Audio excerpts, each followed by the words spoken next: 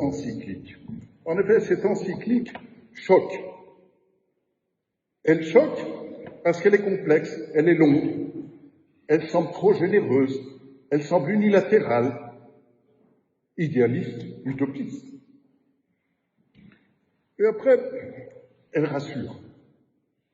Elle rassure parce que, par exemple, on trouve un paragraphe 40 où on dit « Ah, comment l'Europe, aidée par son grand patrimoine culturel et religieux, peut-elle trouver un juste équilibre entre le double devoir moral de protéger les droits de ses propres citoyens et celui de garantir l'assistance et l'accueil des migrants ?»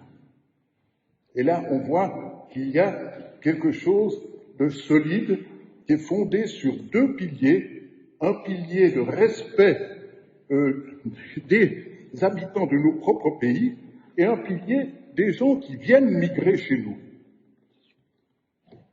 Et alors, évidemment, après, le paragraphe suivant, ou le 10 paragraphes après, comment prendre le temps du dialogue, capable de recueillir patiemment la longue expérience des individus et des peuples. Je pense que ce que vient de dire Pascal était aussi très intéressant. Effectivement, il faut prendre ce temps du dialogue.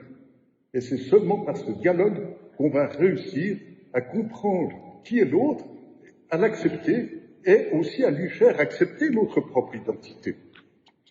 Et alors après, il y a d'autres paragraphes qui m'ont semblé aussi très concrets et qui étaient justement sur l'éducation, sur le droit international, évidemment, mais non seulement les droits de l'homme, mais aussi le droit des réfugiés, le droit humanitaire.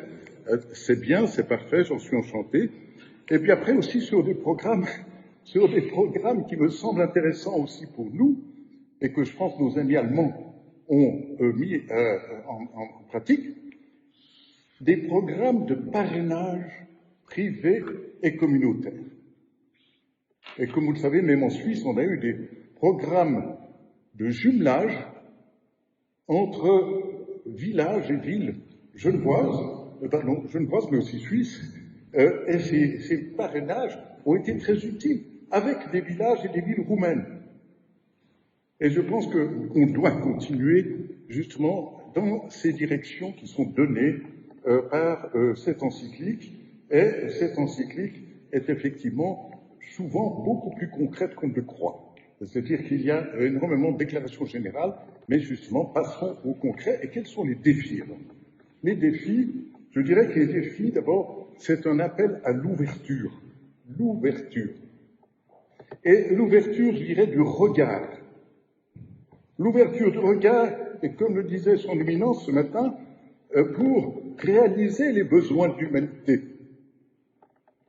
Parce que très souvent, notre regard est très proche de nous et ne porte pas très loin. L'ouverture du cœur, l'ouverture de la volonté et la nécessité d'agir en disciple du Christ. Et l'ouverture du corps, je dirais, des bras et des mains pour agir. Alors après, vous direz, non, mais attention, les migrants, qu'est-ce que vous nous racontez comme histoire? C'est pas le seul problème. Eh bien, vous avez raison, c'est pas le seul problème, mais les migrants, c'est le symptôme de déséquilibre majeur dans nos sociétés et dans notre humanité. Et là, il y a 2 jours, il y avait un séminaire organisé par le cardinal Tomasi sur les migrants. Et là, un professeur à l'université de Notre-Dame disait « La migration, ce n'est qu'un problème, et encore une fois, c'est le symptôme de problèmes structurels majeurs. » Et il disait « Mais regardez, les migrants, si on compte ceux qui sont déplacés à l'intérieur de leur propre pays, c'est 1 milliard, c'est-à-dire 1 personne sur 7.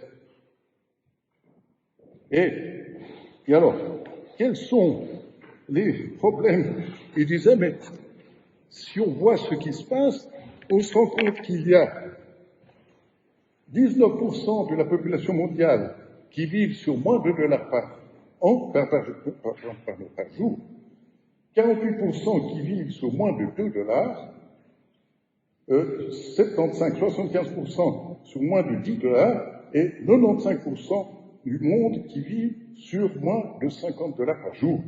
Et disent, les 1% du monde les plus riches ont autant que les 57% du reste du monde, et les 3 personnes les plus riches de la planète ont autant que les 58 pays les plus pauvres. Donc, au vu de ces chiffres, on se rend compte qu'il y a des déséquilibres. Et si on voit des déséquilibres démographiques, sachez que le Nigeria, dans quelques dizaines d'années, sera plus peuplé que la Chine. Et je n'ai pas besoin de vous faire un dessin, que le Nigeria, c'est très proche de la Suisse. Alors, bon. Mais tout ça pour vous dire que donc, il faut absolument que nous nous attaquions à ces causes profondes. Et pourquoi je me permets de vous donner un exemple qui n'est pas dans l'encyclique, alors pardon, mais c'est un exemple d'un village qui est exposé aux avalanches. Donc, si vous êtes exposé aux avalanches, vous pouvez faire un mur. Et puis, très vite, vous vous rendez compte que ce mur ne sera pas grand-chose parce qu'il y a une avalanche plus forte qui passe par-dessus le mur et qui même va détruire le village.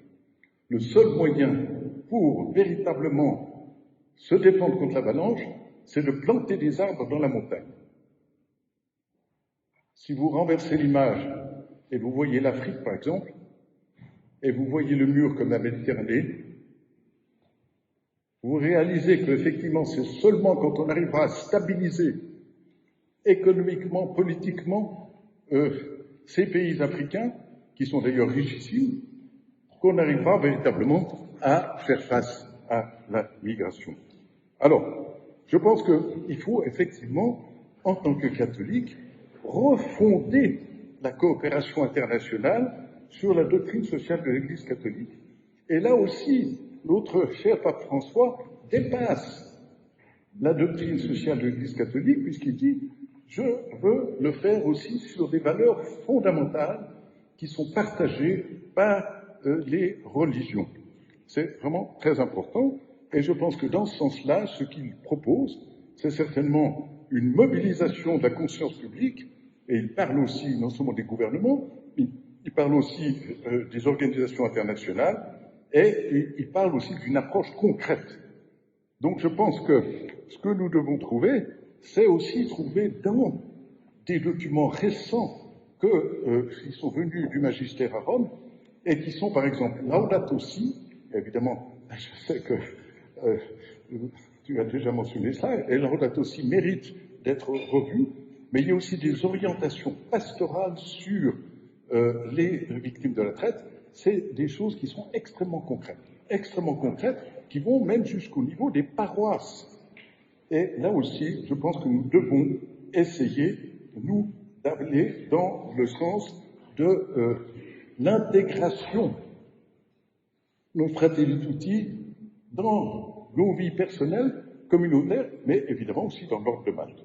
Et alors, après, comment dire, je pense qu'on pourrait aussi reprendre des exemples européens, et j'en donnerai juste 3, et avec ça, je terminerai.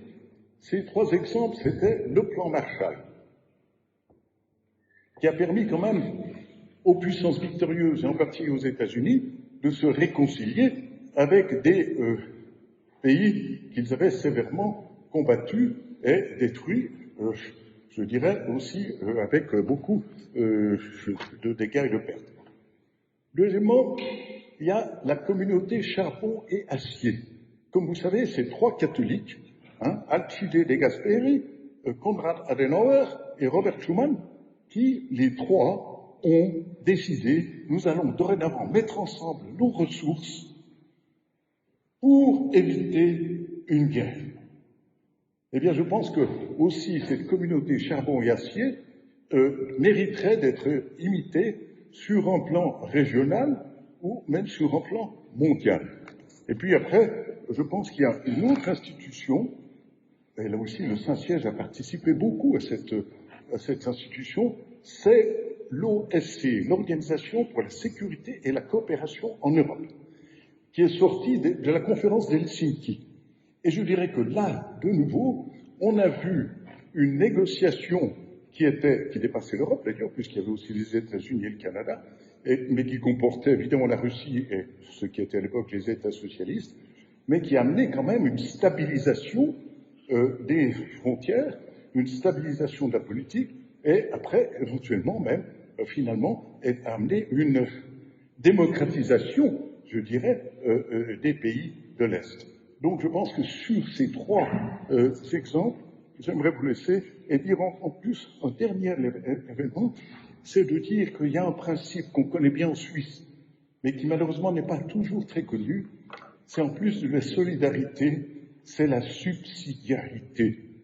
N'est-ce pas? Subsidiarité, c'est-à-dire que consultons les gens qu'on veut aider, consultons ces communautés d'origine de migration et aidons-les dans une solidarité et faisons-le véritablement dans le sens d'une fraternité. Alors, le Saint-Père, on aurait pu aussi mentionner Martin Luther King, qui disait aussi « Ou bien nous deviendrons frères et sœurs, ou bien nous périrons comme des fous. » Eh bien, j'espère qu'on choisira la première option. Merci.